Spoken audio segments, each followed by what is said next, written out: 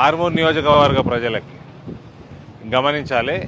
ఇది railway over bridge, Adavi Mamidipalli railway over bridge number 802. ఇది railways 100% funding అంతా రైల్వేస్, సెంట్రల్ గవర్నమెంట్, కేసీఆర్ నిధులేం లేవు.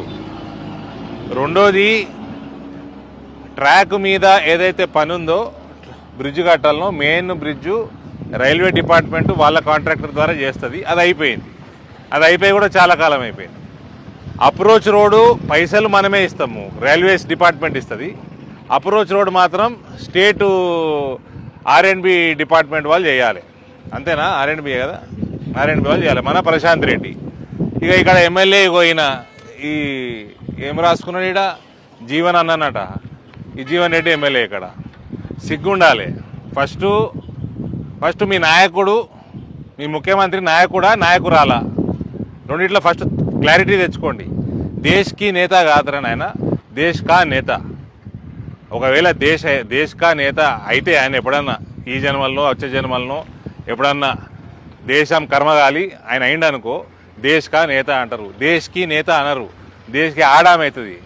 మీ ముఖ్యమంత్రి మహిళనా పురుషుడా? రెండోది సిగ్గుండాలి.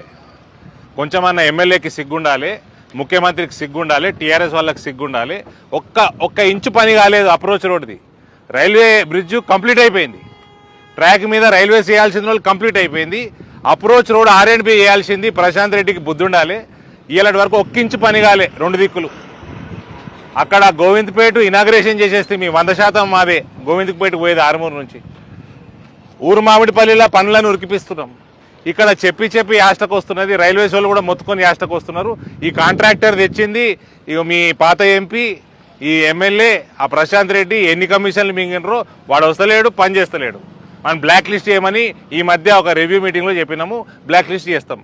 ఇవన్నీ పని చేయండిరా అంటే రైల్వే ప్రాపర్టీ మీద 100% కేంద్ర ప్రభుత్వ నిధుల మీద మళ్ళీ రాసేది కూడా మగ ముఖ్యమంత్రిని ఆడ ముఖ్యమంత్రిని చేస్తారు వీళ్ళు.